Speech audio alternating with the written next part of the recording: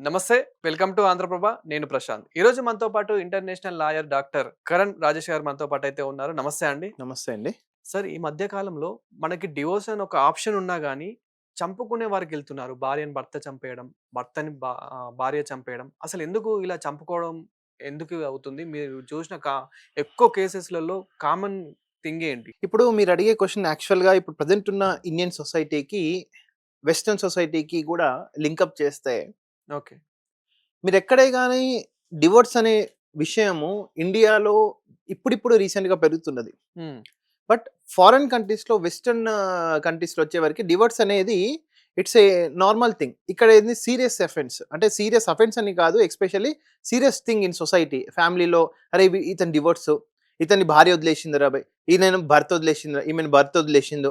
అంటే అవును. డివోర్స్ అయిపోయినంబడే అంటే వాళ్ళని ఒక సింగిల్ లేడీని ఆఫీస్‌లలో కానీ, బస్‌లలో కానీ, సొసైటీలో గానీ సింగిల్ లేడీ నా భర్త వదిలేసిండో, నా భర్త చచ్చిపోయిండో అంటే సింగిల్ పేరెంట్స్‌ని సెక్షువల్ హారాస్మెంట్‌గా చాలా టార్చర్ పడుతున్నాయి. హ్మ్. ఇదొకటి అంటే తీవ్రమైన అఫెన్స్ యాక్చువల్లీ ఇండియాలో ఎస్పెషల్లీ. మీరిప్పుడు అన్నారు డివోర్స్ ప్రాసెస్‌లో అసలు ఫస్ట్ ఆఫ్ ఆల్ మన governments state and central government మనకు ఫస్ట్ క్లాస్ నుంచి 12థ్ క్లాస్ గ్రాడ్యుయేషన్ వరకు ఎన్నో సైన్స్ టీచ్ చేశారు, సోషల్ టీచ్ చేశారు, మ్యాథమెటిక్స్ టీచ్ చేశారు. But how to lead life అనేది 100% ఆ కాన్సెప్ట్ ఓరియెంటెడ్ అనేది మిస్ అయింది. ఓకే. మనకు చాలామంది చాగంటి వాళ్ళు గూడా చాలా అవును. చెప్పారు యాక్చువల్‌గా. అసలు మీరు ఎన్ని సర్టిఫికేట్స్ పొందినా సరే లైఫ్‌లో ఎన్ని ఒడిదుడుకులొచ్చినా మీరు ముందుకు ఏ విధంగా నేర్చుకోవాలనేది విద్య. హ్మ్. ప్రతి ఒక్క పెళ్లిలో కూడా మీరొకటి ఇది చూసుకోవాలి. ప్రతి ఒక్క పెళ్లిలో గూడా ప్రతి ఒక్క ఇంట్లో గూడా ఎవ్వరింట్లో గాని ఏదో ఒక పంచాయతీ అయితే 100% ఉంటది. అది ఒక అబ్బాయికి గాని, అమ్మాయికి గాని వాళ్ళ పేరెంట్స్ నుంచైనా సరే, వాళ్ళ స్పౌస్ నుంచైనా సరే, వాళ్ళ చిల్డ్రన్స్ నుంచైనా సరే, నైబర్స్ నుంచైనా 100% ఉంది. ఈ ఎడ్యుకేషన్ కాన్సెప్ట్ డివోర్స్ ఏ విధంగా మీరు అంటే సపోజ్ భార్యాభర్తకు పడట్లేదు. అవును. నీకెవరు టీచ్ జేయాలి మరి? హూ ఈస్ ద హ్మ్. రిజాల్వేషన్?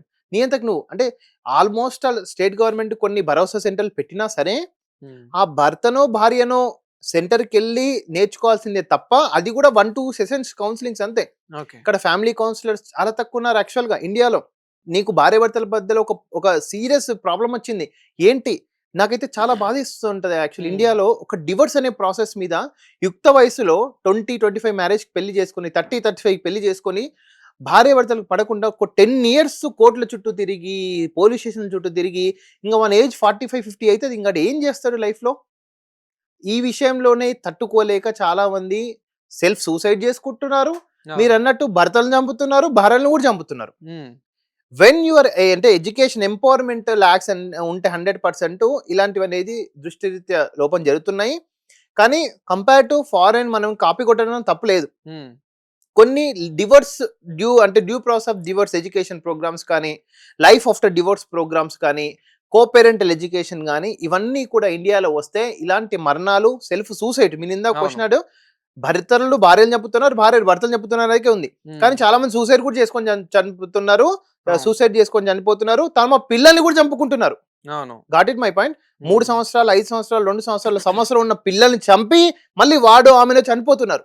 రీసెంట్‌గా వరలక్ష్మి గారు యాక్ట్రెస్ ఒక చిన్న మాట అన్నారు యాక్చువల్‌గా. ఓకే. పిల్లలననేటివి పోషించేటట్టయితేనే కను.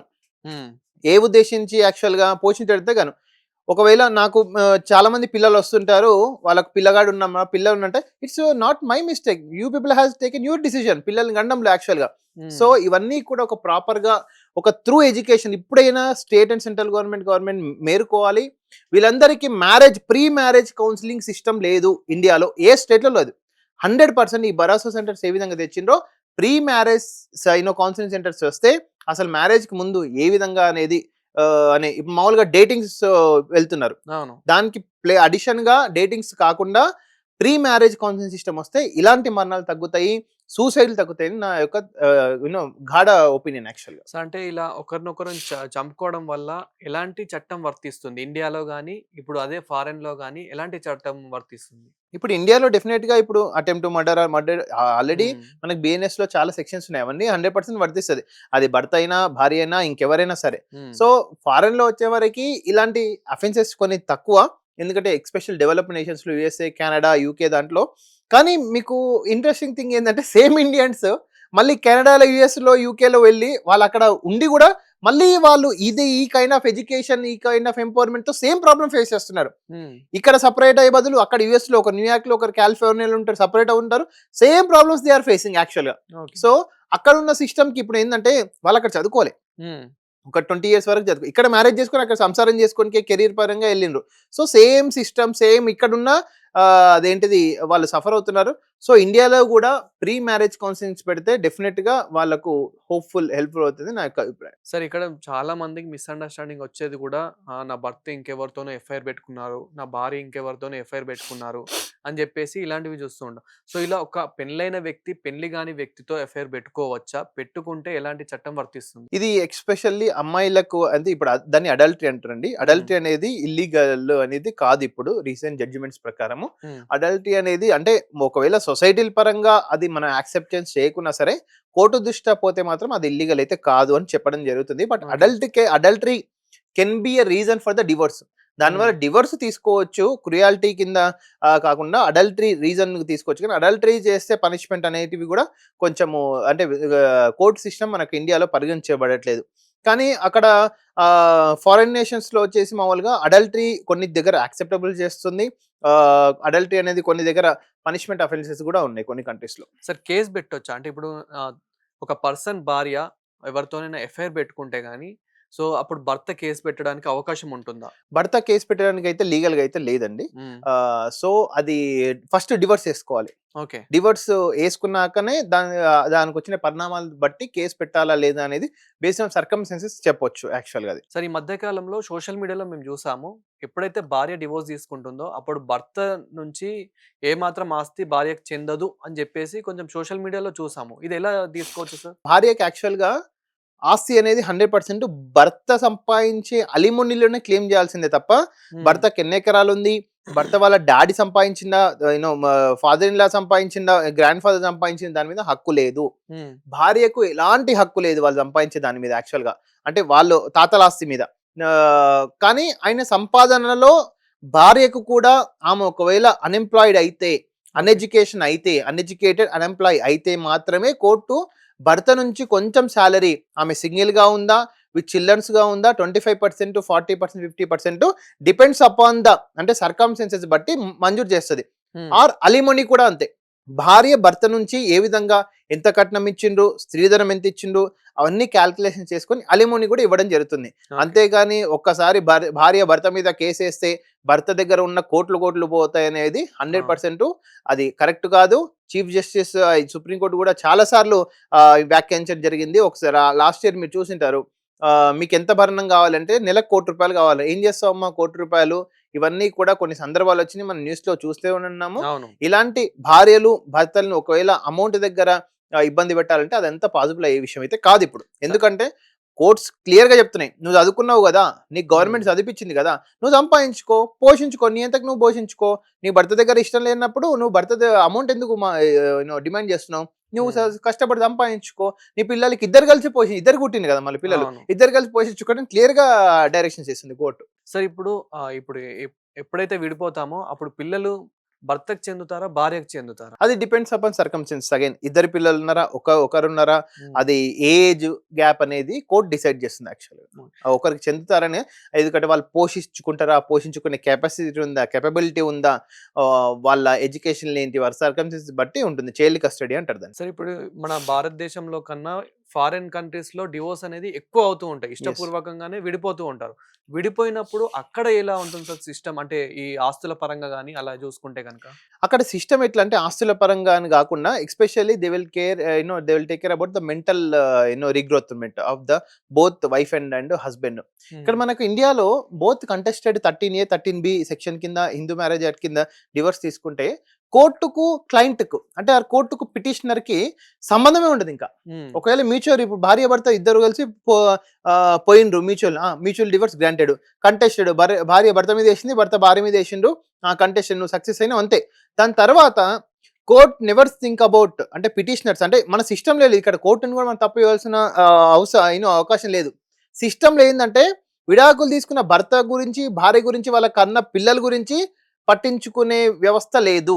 కానీ అక్కడ ఫారెన్ లో నువ్వు డివోర్స్ తీసుకోవాలంటే కంటెస్టెడ్ డివోర్స్ కానీ యూనో మ్యూచువల్ డివోర్స్ కావాలంటే నువ్వు co parental education training classes minimum 4 to 5-6 hours minimum ఉంటుంది అక్కడ. కంటెస్టెడ్ డివోర్స్ కొంటే life after divorce programs authorization ఉన్నాయి.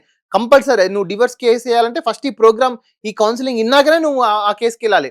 ఇక్కడ ఇట్లా కౌన్సిలింగ్ సిస్టమ్ లేదు. డివోర్స్కి వెళ్ళాలి అంటే డివోర్స్కి వెళ్ళాలా, భార్యన భర్తన అడ్వకేట్ పెట్టుకున్నా, లేకపోతే సెల్ఫ్ పిటిషన్ వేసినా, కేసు అయిందా, డివోర్స్ వచ్చిందా, ఇంకంతే సంబంధం లేదు యాక్చువల్గా. ఇక్కడ ఇది ఎందుకు చెప్తున్నా అంటే ఎక్స్పెషల్గా డివోర్స్ అయిన పిల్లలు కానీ ఎక్స్పెషల్లీ సింగిల్ పేరెంట్ పిల్లలు ఉంటారు. అబ్బాయిలు కానీ అమ్మాయిలు కానీ భర్త సాకిందా భార్య సాకిందా అనే తర్వాత సంగతి.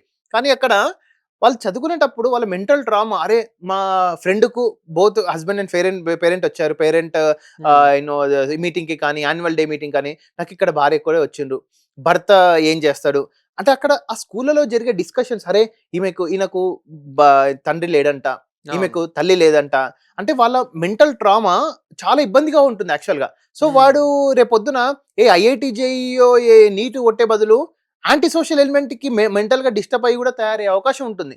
సో అవన్నీ కూడా సొసైటీలో క్యాలిక్యులేషన్ చేసుకొని ఫారెన్ లో డెఫినెట్ గా విదేశాల్లో pre divorce education, post divorce education concepts అనేవి అవి ఇండియాలో మిస్ అవుతున్నాయి నా అభిప్రాయం. సార్ రీసెంట్ గా ఒక పర్సన్ భార్య ఉరివేసుకుంటే తను కిటికీల నుంచి వీడియో తీసి ఆ వీడియో చాలా వైరల్ అయింది. మీరు కూడా చూసే ఉంటారు.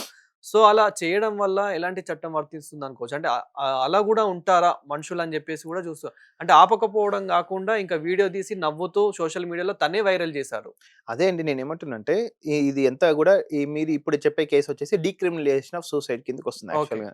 డీక్రిమినలైజేషన్ ఆఫ్ సూసైడ్ అంటే ఇంతకుముందు సూసైడ్ చేసుకోవడానికి అటెంప్ట్ చేసిన, సూసైడ్ కి ప్రేరేపించిన అవన్నీ కూడా క్రిమినల్ యాక్షన్స్ తీసుకుంటున్నారు. ఇక్కడ ఇప్పుడు డీక్రిమినలైజేషన్ సూసైడ్ కింద ఎవరైనా అదేంటిది ఇట్లా చేసుకున్నా వాళ్ళను క్రిమినల్స్ గా అయితే పరిగణించలే. కానీ ఇక్కడ భర్త వీడియో ఏ విధంగా అబెట్మెంట్ ఆఫ్ సూసైడ్ కిందకి వస్తుందో చెక్ చేసుకోవాలి. ఆ కేసు వచ్చేసి అబెట్మెంట్ ఆఫ్ సూసైడ్ కి ఈజ్ ఆల్సో పనిషబుల్. అది ఒకవేళ భర్త అంటే సీక్రెట్ గా చూసి షూట్ చేసిందా, లేకపోతే నువ్వు సూసైడ్ చేసుకో అని ఎంకరేజ్మెంట్ చేసుకుంటా చూసిందా అనేది ఆ సర్కమ్స్టాన్సెస్ బేస్ మీద పనిష్మెంట్ అనేది ఆధారపడి ఉంటుంది. సరిగా పెళ్లి కాని వారి విషయానికి వస్తే గనక ఒక అబ్బాయి మైనర్ అమ్మాయిని లవ్ చేసి పెళ్లి చేసుకుంటే ఎలాంటి కేసు వర్తిస్తుంది అనుకోవచ్చు? అలా చేసుకోవచ్చా ఇష్టపూర్వకంగా ఇద్దరు? మైనర్ అమ్మాయిని ఏ విధంగా చేసుకోవాల్సిన అదేంటిది రూల్ అయితే లేదండి యాక్చువల్గా.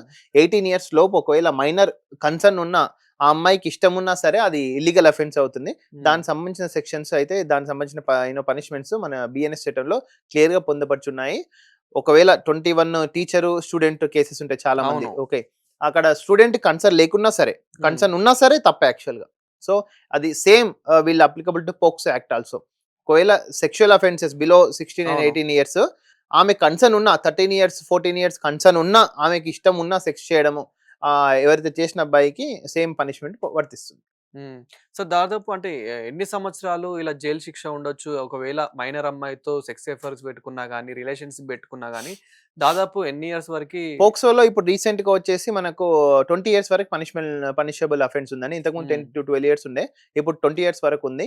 చాలా మంది బిఎన్ఎస్ చట్టం వచ్చినాక దాదాపు నేను చూసిన న్యూస్ పేపర్ లోనే ఒక 100 కేసులు అక్రాస్ తెలంగాణ 20 సంవత్సరాల పనిష్మెంట్ అనేది చాలా మందికి పడ్డాయి యాక్చువల్ పోక్సోలో. సార్ రీసెంట్ గానే నార్సింగిలో ఒక చిన్న 6 ఏళ్ల పాపని ఒక బలవంతంగా చాక్లెట్ ఇప్పిస్తా అని చెప్పేసి ఒక క్రూరుడు అతను చాక్లెట్ ఇప్పిస్తా అని చెప్పేసి బలవంతంగా తనని రేప్ చేసి మరణానికి కూడా గురయ్యడం అయితే జరిగింది ఆ పాప.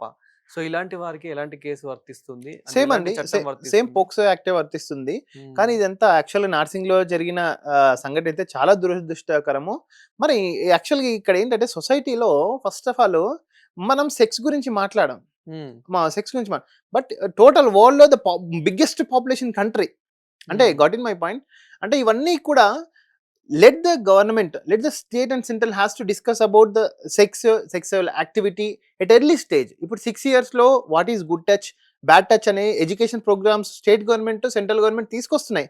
బట్ ఆ స్కూల్లో ఏ విధంగా గ్రౌండ్ లెవెల్ ఎంత ఎఫెక్టివ్ గా ఇంప్లిమెంట్ అవుతున్నాయి యాక్చువల్ గా అది ఇప్పుడు మనం చూస్తూనే ఉన్నాం. యాక్చువల్ గా నేను చదువుకునేటప్పుడు 9th class 10th classలలో కూడా ఒక అంటే male reproductive system, female reproductive system ఆ బయాలజీలో ఆ లెసన్ వచ్చినప్పుడే అదొక నెగిటివ్ వైబ్స్ అంటే డిఫరెంట్ కైండ్ ఆఫ్ థింగ్స్ వస్తున్నాయి. సో అలాంటప్పుడు ఇప్పుడు sex education good touch bad touch అనేటప్పుడు కూడా ఆ ఫోబియా అనేది పోవాలి. Sex is normal thing. దాన్ని ఒక ఫోబియా లాగా మాట్లాడొద్దు. అంటే ఒక జనరలిస్ట్ గా మాట్లాడాలి. Then we can go forward. ఇప్పుడు నువ్వు సెక్స్ వాట్ ఈస్ రొమాన్స్ అని హిడెన్ చేసి, కానీ నువ్వు లోపల చేసుకొని ఇండియా 150 కోట్ల మందిని పాపులేషన్ ఉంది యాక్చువల్ గా. ఈ పాపులేషన్ ఎక్కడి నుంచి వస్తారు? వితౌట్ సెక్స్ అయితే రారు కదా యాక్చువల్ గా. సో ఈ ఎడ్యుకేషన్, ఈ ఫోబియాను గవర్నమెంట్ ఎప్పుడైతే తీస్తుందో డెఫినెట్లీ చిన్నపిల్లల రేప్ కేసులు తగ్గుతాయి. అసలు రేప్ కేసులు తగ్గుతాయి. మ్యాట్రిమోనియల్ ఇష్యూస్ తగ్గుతాయి. భార్యాభర్తల పంచాయతీలు తగ్గుతాయి. హ్యాపీగా ప్రతి ఒక్కరు ఒక డెవలప్డ్ నేషన్‌కి వాళ్ళ యొక్క growth each and every person contribute చేయొచ్చు. సో ఈ నా నా కన్సర్న్ ఏంటంటే ఒక ప్రొడక్టివ్ ఏజ్‌లో ఒక అమ్మాయి కానీ ఇప్పుడు పోక్సో రేప్ చేసినోడు వాడు 20 ఏళ్ల నుంచి 10, 20 ఏళ్ళు జైలులో కూస్తాడు. వాని ఏజ్ 40. ఇంకేం చేస్తాడు బయటకొచ్చి? సార్ అంటే ఇక్కడ మైనర్ అమ్మాయిని తీసుకోండి, నార్మల్ ఎవ్వరైనా అడల్ట్ అమ్మాయిని తీసుకున్నా గానీ, ఒక అమ్మాయి రేప్‌కి గురైంది అంటే, ఆ అబ్బాయిని ఉరి శిక్ష తీయాలి అని చెప్పేసి ప్రతి ఒక్కరు అంటారు. సో, మన భారత్‌లో ఇప్పుడు ఉరి శిక్ష చట్టం వచ్చిందా? వస్తుందా? ఇంకా రాలేదా? అండ్ ఫారిన్ కంట్రీస్‌లో ఇదే జరిగితే గనుక ఫారిన్ కంట్రీస్‌లో ఏ విధంగా ఉంటుంది? ఫారిన్ కంట్రీస్‌లో ఈ రేపు ఈవెన్ వుమెన్ ఈవి టీజింగ్ అనేది చాలా క్రిటికల్ అఫెన్స్‌గా ఉంటుందండి. మనం చూస్తాం. బట్ ఫారెన్‌లో lot of sex will be there again. Hmm. అంటే sexual education, lot of sex. మీరు చూసింటారు ఒలింపిక్స్ జరిగితే lot of crores of condoms will be sale. ఏదైనా అవును. ఒలింపిక్స్‌లో బ్రెజిల్ ఒలింపిక్స్‌లో గాని, టోక్యో ఒలింపిక్స్‌లో గాని చాలా కండోమ్స్ అమ్ముడుపోతున్నాయి. హ్మ్. ఏందంటే అక్కడ యాక్సెప్టబుల్ థింగ్. అంటే కన్సర్న్, ఆ అమ్మాయి కన్సర్న్ గాని, అబ్బాయి కన్సర్న్ గాని ఉంటుంది. It's not a forceful thing. అవును. ఇక్కడ మనకు రేప్స్ గాని, భార్యను మ్యారిటల్ రేప్స్ గాని ఇక్కడ ఫోర్స్‌ఫుల్‌గా వెళ్తుంది. అక్కడ అంటే వాట్ ఈస్ కన్సర్న్ మీనింగ్ అనేది కూడా మనం స్టేట్ ఎడ్యుకేషన్ చెప్పాలి యాక్చువల్లీ పిల్లలకు కానీ, అడల్ట్స్ కానీ, హ్మ్. కౌన్సిలింగ్ సెంటర్స్‌లలో కానీ. మీరు ఫారెన్‌లో ఇలాంటి యాక్ట్ ఇప్పుడు ఉంటే మాత్రం 100% వాళ్ళకి హ్యాంగింగ్ వరకు కూడా ఉంది పనిష్మెంట్. సింగపూర్‌లో కానీ, యూఎస్ఏలో కానీ ఇవన్నీ చాలా తీవ్రతమైన పనిష్మెంట్స్ ఉంటాయి. అక్కడ డ్రగ్స్ కేసుకు హ్యాంగ్. హ్మ్. ఇక్కడ ఎన్‌డీపీఎస్ యాక్ట్‌లో 10 సంవత్సరాలు తిప్పుతారు ట్రయల్‌కి. దాని తర్వాత ఏదో హాస్టల్ చేస్తారు. అవును. ఇదేంటిది హాస్టల్ ప్రాసెస్ ఉంటుంది. అక్కడ రెవెన్యూ అథారిటీని ఎవరిని పట్టుకుంటారో బయటకొచ్చేస్తారు. హ్మ్. 7 ఇయర్స్, 10 ఇయర్స్ ఒక డ్రగ్స్ అంటే ఒక సమాజానికి మత్తు మందించే ఇంజెక్షన్ ఇచ్చిన పర్సన్‌ని నువ్వు 10 సంవత్సరాలు టైమ్ పాసింగ్ అంటే కొన్ని సిస్టమ్స్ అట్లున్నాయి యాక్చువల్‌గా. హ్మ్. సో, అక్కడ ట్రయల్ వచ్చేసి మామూలుగా వితిన్ 2 వీక్స్, 3 వీక్స్‌లో హ్యాంగ్ ఉంటుంది. కానీ ఇక్కడ ఏంటంటే మనకు ఫస్ట్ ఆఫ్ ఆల్ శిక్ష చట్టాలు మారాలి. కోర్టు ఎంతకైనా అదేంటిది మనకు కోర్టు హార్డ్ వర్క్ చేస్తున్నా సరే, ఇంకా నంబర్ ఆఫ్ జడ్జెస్ ఇంక్రీజ్ చేయాలి. Number of trial fast trial procedures increase చేస్తే మనకి ప్రెజర్ అనేది తగ్గి ఒక క్వాలిటీ పర్సన్స్ అనేది బయటకి వస్తారని నా యొక్క అభిప్రాయం. సార్ అంటే ఇప్పుడు ఆ చట్టం ఎప్పుడొస్తుందనుకోవచ్చు sir?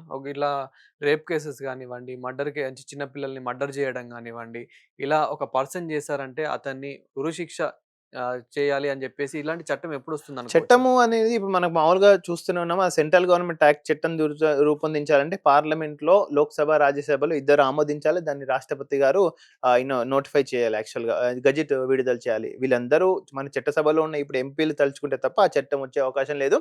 I hope 2028, 29లో 33% of the women reservation వస్తుంది కాబట్టి మెజారిటీ ఆఫ్ ద వుమెన్ వాళ్ళు ఎన్‌లైట్ అయ్యి, ఎంపవర్ అయ్యి ఈ చట్టం తీసుకొస్తారని ఆశపడుతున్నాను. సరే ఇక్కడ మనకి రేప్ కేసెస్ జూసుకున్నా గానీ, మర్డర్ కేసెస్ జూసుకున్నా గానీ, ఏదైనా దొంగతనాలు జూసుకున్నా గానీ, మోస్ట్‌లీ డ్రగ్స్ తీసుకొని జేస్తూ ఉంటారు.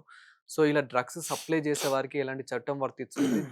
డ్రగ్స్ కొనేవారికి ఎలాంటి చట్టం వర్తిస్తుంది? ఇప్పుడు ఇంట్రెస్టింగ్ అండి. యాక్చువల్‌గా డ్రగ్స్ కొనేవారికైనా, సప్లై చేసేవారికైనా, ట్రాన్స్‌పోర్ట్ చేసేవారికైనా హ్మ్. ఎన్‌డీపీఎస్ యాక్ట్ ప్రకారం సెక్షన్ 8సి దాంట్లో ట్రాన్స్‌ఫర్మేషన్ అంటే మీరు కన్జ్యూమ్ చేసినా, అమ్మకున్నా సరే, నువ్వు నా నుంచి నేను నీకు మధ్యలో ఒక మీడియేటర్ పెట్టుకొని ట్రాన్స్‌పోర్ట్ చేసినా అది నేరం కిందకే వస్తుంది. అసలు యాక్చువల్లీ ఈ డ్రగ్స్‌కి ఏ విధంగా లింకప్ అయితుందంటే ఒకవేళ డ్రగ్స్ ఎక్కువగా కొనుగోలు చేసి వీడు ఎనకాల ఏమైనా ఆస్తులు వెనకడిగేసుకుండా అవును. ఒక 2, 3 ఎకరాలు కొన్నాడా, ఒక బైక్ కొన్నాడా, కార్ కొన్నాడా అనేటివి కూడా ఫైనాన్షియల్ ఆస్పెక్ట్‌లో కూడా మనకి ఇంట్రాగేషన్ చేస్తుంది. అది నిజంగా కోర్టును అదేంటిది మెప్పు పొందాల్సిన విషయం యాక్చువల్‌గా. కోర్టు చాలా అంటే వీడు డ్రగ్స్ చేసి ఏం కొన్నాడు? హ్మ్. ఆ ఆ ప్రాపర్టీని కూడా బ్యాన్ చేస్తుంది యాక్చువల్లీ ఇప్పుడు రీసెంట్‌గా. అది కోర్ట్స్‌కి హ్యాట్స్ ఆఫ్ ఈ విషయంలో.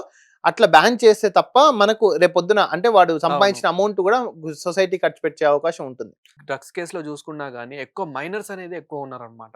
సో, ఈ మైనర్స్‌కి ఎలాంటి చట్టం వర్తిస్తుందనుకోవచ్చు? మైనర్స్‌కి సేమ్ ఇప్పుడు మైనర్స్‌కి జువెనైల్ సిస్టమ్స్ అనేవి ఉంటుందండి మామూలుగా మేజర్స్‌కి, మైనర్స్‌కి. హ్మ్. అదే ఇప్పుడు ఒక 25 ఇయర్స్ అబ్బాయి గాని, అమ్మాయి గాని డ్రగ్స్ తీసుకుంటే ఆర్ 16 ఇయర్స్, 18 ఇయర్స్ అబ్బాయి గాని, అమ్మాయి డ్రగ్స్ తీసుకుంటే కొంచెం పనిషబుల్ అఫెన్సెస్ కొంచెం తక్కువ ఉంటుంది. కానీ ఇక్కడ వాళ్ళ పేరెంట్స్ పేరెంట్స్‌ని కూడా కౌన్సెలింగ్ చేయడం మొదలుపెడతారు. పేరెంట్స్‌ని, గార్డియన్స్‌ని కూడా కౌన్సెలింగ్ చేయడం మొదలుపెడతారు. అక్కడి నుంచి కౌన్సెలింగ్ చేసి ఎందుకంటే అతనికి పేరెంట్స్ నుంచి వస్తుందా హ్మ్. డ్రగ్స్ అంటే అలవాటు, స్కూల్ నుంచి వస్తుందా, ఫ్రెండ్స్ నుంచి వస్తుందా అవన్నీ కూడా మన ఇండియన్ ఇంటరాగేషన్ ట్రయల్‌లో డెఫినిట్‌గా అవన్నీ తేలుతుందన్నమాట.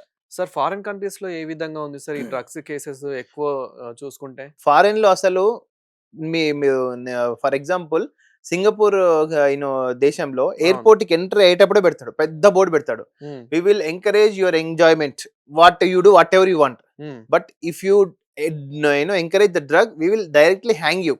హ్మ్. చనిపోవడమే అంతే ఇక్కడ మామూలుగా. అంటే హ్యాంగ్ పనిష్మెంట్స్ చాలా ఉన్నాయి యాక్చువల్‌గా ఫారిన్ కంట్రీస్‌లో. ఫర్ ఎగ్జాంపుల్ నేను సింగపూర్ సుప్రీం కోర్ట్‌కెళ్ళినప్పుడు ఈ విషయం ఏందంటే, అదొక 25 ఫ్లోర్స్ ఉంది యాక్చువల్‌గా. హ్మ్. సింగపూర్ చాలా చిన్న దేశం. జైల్లు అవును. అండర్ గ్రౌండ్ జైల్స్ యాక్చువల్‌గా. హ్మ్. నేను కూర్చున్నప్పుడు ఫోర్త్ ఫ్లోర్‌లో సుప్రీం కోర్ట్ జడ్జ్ ఉన్నారు. మన సీజేఐ గారే కేరళ సీజేఐ అంటే కేరళ నుంచి పర్సనే అక్కడ అడ్వకేట్‌గా ప్రాక్టీస్ చేసి సింగపూర్‌లో CJI chief justice of Singapore వరకెళ్లారు యాక్చువల్‌గా. హ్మ్. సో, అక్కడ విషయం ఏంటంటే, మనకు నార్మల్‌గా అండర్ గ్రౌండ్ జైల్ -5, -6 ఫ్లోర్‌లో ఉంటాడు. హ్మ్. అతను జస్ట్ ఇట్లా పైకొస్తాడు లిఫ్ట్‌లో. బయటికి కూడా రాడు యాక్చువల్‌గా. ఓకే. ఇత చిన్న అది మాట్లాడడానికి చిన్న మైక్ ఉంటుంది. జడ్జ్ వింటాడు. ఇంక నువ్వు చచ్చిపోంటే చచ్చిపో, లైఫ్ ఇంప్రిజన్‌మెంటే ఇంప్రిజన్‌మెంట్. అంటే హ్మ్. అంత కఠినమైన శిక్షలున్నాయి గాబట్టి, అక్కడ ఏదున్నా సరే చాలా విత్ రూల్స్ అండ్ రెగ్యులేషన్స్‌గా ఎంజాయ్ చేసుకుంటూ, ఒకరిని ఇబ్బంది పెట్టకుంటూ, తానొప్పించక ఇతరులను మెప్పించక చేయుడు వాడు ధన్యుడు సుమతి. అక్కడ హ్మ్. స్టేట్‌కి ఇబ్బంది పెట్టడు, వీడు ఇబ్బంది పట్టడు. ఆడనుకున్నవన్నీ జరిగిపోతుంటాయి. ఆ! సో, అవి అట్లా పనిష్మెంట్స్ అనేవి చాలా స్ట్రింజెంట్ పనిష్మెంట్స్ ఉన్నాయి. ఇండియాలో కూడా రావాలి. నాకు తెలిసి ఈ ట్రయల్ సిస్టమ్ అనేది కూడా ఎన్‌డీపీఎస్‌లో ఫాస్ట్ ట్రాక్ ట్రయల్స్‌కి కోర్టు జడ్జెస్ గాని, supreme court, high court, district courts చాలా ట్రై చేస్తున్నాయి. హ్మ్. చాలా ఫాస్ట్‌గా డిస్పోజ్ చేయడానికి. కానీ మనకు ఇక్కడున్న అంటే ఇది సిస్టమ్స్ వల్ల అంటే నంబర్ ఆఫ్ కేసెస్ ఇంక్రీజ్ అవ్వడం వల్ల ఆ ట్రయల్ అనేది ఇంకా ఫాస్ట్‌గా జరిగితే వాళ్ళకి కూడా బర్డెన్ అవుతుంది డెఫినిట్‌గా. ఆ బర్డెన్‌లో కూడా they are working very hard. ఇంకా ట్రయల్ సిస్టమ్‌ని ఇంకా తొందరగా క్లోజ్ చేసి స్ట్రింజెంట్ పనిష్మెంట్స్ ఇస్తే అందరికీ బెనిఫిట్ అవుతుంది. సార్ ఈ మధ్య కాలంలో మనం చూసుకున్నట్టయితే గనక సోషల్ మీడియాలో చాలా వైరల్ అవుతుంది ఏంటంటే, ట్రాఫిక్ పోలీసులు తన పర్సనల్ మొబైల్‌తో ఎప్పుడు కూడా చలాన్స్ అనేటివి అంటే ఫోటోస్ అనేటివి తీయొద్దు అని చెప్పేసి. అలా తీయొచ్చా? తీయరాదా? ట్రాఫిక్ మొబైల్స్ ఇప్పుడు మామూలుగా ట్రాఫిక్ పోలీస్ అని కాదు. నేను కూడా తీసుకోవచ్చు. నువ్వు కూడా తీసుకోవచ్చు. ఎవరైనా వయలేషన్ అవుతే. హ్మ్. దాన్ని ట్రాఫిక్ వెబ్‌సైట్ వయలేషన్ వెబ్‌సైట్‌లో పెడితే వాళ్ళకి 100% పనిష్మెంట్ ఉంది అది యాక్చువల్‌గా. హ్మ్. ఇప్పుడు మన ట్రాఫిక్ పోలీస్‌లో సిస్టమ్ కూడా ఉంది. ట్రాఫిక్ పోలీస్ అతనే తీయాలని లేదు. నార్మల్ సిటిజన్ కూడా ఇచ్చి ట్రాఫిక్ పోలీస్ యాప్‌లో డౌన్‌లోడ్ చేసి అది ఫోటో అప్‌లోడ్ చేస్తే అతనికి ఫైన్ పడుతుంది. అట్లాంటి వాళ్ళు తీయాలని లేదు. ఎవరైనా తీసుకోవచ్చు. సార్ ఎప్పుడైనా వాళ్ళు ఆపి బలవంతంగా కీ తీసుకొని మన చలాన్స్ బలవంతంగా కట్టుకునే అట్లా చట్టం ఏమైనా ఉందా? లేదండి. ఇప్పుడు యాక్చువల్‌గా కానిస్టేబుల్‌కైతే ఆ రైట్స్ లేవు. ఒక హ్మ్. ఎస్ఐ స్థాయి వాళ్ళకి మాత్రమే బండి ఆపే అధికారం అయితే ఉంది. ఎస్ఐ 100% అక్కడ ఉండాలి. సో, అప్పుడు వాళ్ళకు డ్యూ ప్రాసెస్ ఆఫ్ లా వరకే ఫైన్స్ పే చేసే అవకాశము, వాళ్ళకు నోటీస్ ఇవ్వడం, మరీ ఫైన్స్ ఎక్కువైతే వాళ్ళకు ఒక స్టాండర్డ్ ఆపరేటింగ్ ప్రొసీజర్స్ అని ఉంటది. వాళ్ళు దాని ప్రకారం నడుచుకుంటే ఎవరికీ ఏమి ఇబ్బంది ఉండదు. అంతేగాని ఒక కానిస్టేబుల్ వచ్చి, "ఎవడో నేను కానిస్టేబుల్, నేను హోమ్ గార్డ్, నువ్వు బండికి ఇసి" అంటే అది చట్ట ప్రకారం విరుద్ధమే. కానీ ఫారిన్ కంట్రీస్‌లో మోస్ట్‌లీ సెన్సార్సే ఉంటాయి గదా సార్? 100% ఇటు సెన్సార్స్, కెమెరాస్. అసలు హ్మ్. ఫారిన్ కంట్రీస్‌లో మీకు అడ్వకేట్ అనే పర్సన్ బయట కనిపించడు. పోలీస్ అనే వ్యక్తి మాక్సిమం 80% కనిపించడు. ఓన్లీ బట్ క్రైమ్ కేసెస్‌లో యెస్. బట్ ఎక్కువుంటది. ఏదైనా అఫెన్స్ అయితే మాత్రం ఎంబడే వచ్చేస్తారు. హ్మ్. ఇక్కడ ఏంటంటే పెట్రోలింగ్ ఎక్కువుంటుంది. రెస్పాన్స్ అనేది and match match response match అయితే ఇంకా మనం బెటర్ రిజల్ట్స్ ఇక్కడ చూస్తాం యాక్చువల్‌గా. అవును. అది. Thank you sir. Thank you so welcome. Much.